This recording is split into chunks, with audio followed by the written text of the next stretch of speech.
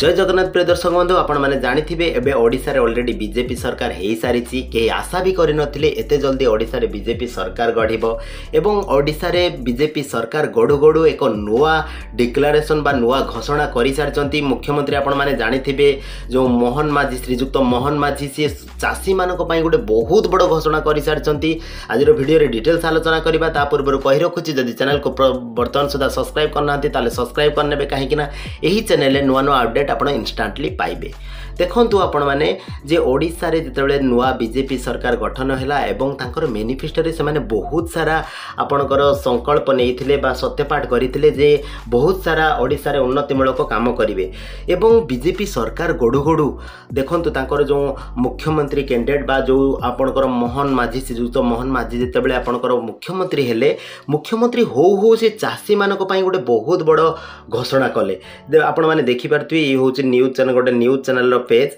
एवं कौन से घोषणाटी देखंतु आपणकर धान सबुठु बड़ कथा हला आम जानिथिबे ओडिशा हला कौन चाषी बहुल राज्य चाष पाही ओडिशा आज जहाँ भी हो पूरा भारत को कहवा को गले दाना जोगौची बा चाउल सप्लाय करुची तेणु करके चाषी जदि उपकृत हेबे ताहले जानिबे ओडिशा उपकृत हला बा ओडिशा आगो को बढ़ी पारिबो। तेणु करके सी प्रथम डिसीजन बा प्रथम घोषणा कले देखंतु एबे प्रत्येक 100 दिन भितर से कौन करिवे ना धान जो धानटा रेट हूँ 3100 पर क्विंटाल बा 3100 टंका पर क्विंटाल मिलिबो जोटा कि बहुत शीघ्र लागू हो आपण मानकर जो यही चाष होची जो चाष एबे हबो खरीफ चाष हबो ए खरीफ चाषर जो जेते बिक्री समय आसीबो सेतेबेले धानर मूल्य 3100 टंका आपण माने पाइबे। जो चाषी माने अपेक्षा करथिले धान रेट बढ़ू सेमानक मनरे खुशीर लहर सृष्टि हो सारिथिबो काहेकि ना ऑलरेडी सरकार घोषणा करि सारिछंती जोटा कि 12 जून रे घोषणा कले एवं कौन घोषणा कले ना धान रेट 3100 टंका हबो। ता सहित कौन आपण मानकर देखिथिबे एबे जो गुडा आपणकर जो मंडी रे आपण धान बिकुचंती ना से मंडी रे सब विभिन्न जेतिको मंडी अछि ना सेतिरे आपणकर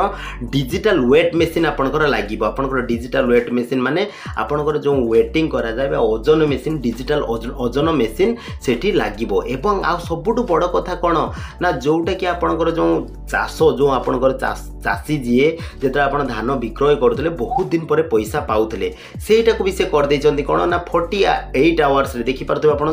48 घंटा मध्य रे कोन चाषी अकाउंट रे से पैसा लागिबो ऑनलाइन पेमेंट माध्यम रे जो आपण धान विक्रय करूथिबे 48 घंटा मध्य रे चाषी अकाउंट रे लागिबो से पैसा काहे कि ना आगुर एतले आपण मंडी रे धान बिक्री करथले बहुत समय लागुतला 3 दिन 4 दिन 5 दिन एमती 10 दिन पर्यंत 10 दिन 15 दिन परे मध्य पैसा लागुतला। तेणु करी से सुविधा मध्य सरकार कले एबे नुआ सरकार बा बीजेपी सरकार कौन कले ना आपनकर 48 घंटा भितर से पैसा लागिबो एवं धान रेट मध्य 3100 कर देले। आ गुटे सबुठ बड़ घोषणा करिसेंती आपण माने जानिथिबे सुभद्रा स्कीम रे कोन ना प्रत्येक स्त्री लोक प्रत्येक महिला को आपनकर कोन ना 50,000 टंका रेट देखि पारुथिबे 50,000 टंका कोन गोटे भाउचर मिलिबो माने से भाउचर को से माने विभिन्न गिफ्ट भाउचर टाइप रो विभिन्न क्षेत्र रे से भाउचर को से माने यूज करि परिबे वर्षे पर्यंत यूज करि परिबे बा व्यवहार करि परिबे एवं जिनस पत्र मध्य किणाकुणी करि परिबे। आहुरी गोटे सबुठ बड़ घोषणा देखंतु इठी ना जो आपणकर जो धान जो रखिबा पई जो गोडाउन ता पई मध्य कोन ना सरकार 3000 कोटी टंका 3000 देखि पारथबे 3000 कोटी टंका सैंक्शन करचंती जेमति कि धान रखिबा पई बा धान साइति कि रखिबा पई गोडाउन तयारी हेई परिबो। एई भले बड़ घोषणा सब ऑलरेडी सरकार करि सारिचंती। देखंतु सबुठ बड़ घोषणा जोटा कि धान रेट होची 3100 टंका कहीं ना चाषी 3100 टंका पाइले उचित मूल्य पाइबे एवं आम ओडिशा बहुत आगु बढ़ी पारिबे समस्ते चाष पाई मन बळै पारिबे। तेणु ए चाषी भाई मानक मनरे बहुत खुशीर लहर ऑलरेडी सृष्टि हो सारिथिबो एवं ए पैसा मध्ये से माने बहुत जल्दी पाई पारिबे। तो फ्रेंड्स आशा करूती वीडियोटी आपनको बहुत भलो लागिथिबो। जदि भलो लागिथिबो वीडियोटी को निश्चित शेयर करिवे चैनल को सब्सक्राइब करिवे लाइक कमेंट दबाको आदौ भूलिबे। थैंक यू धन्यवाद।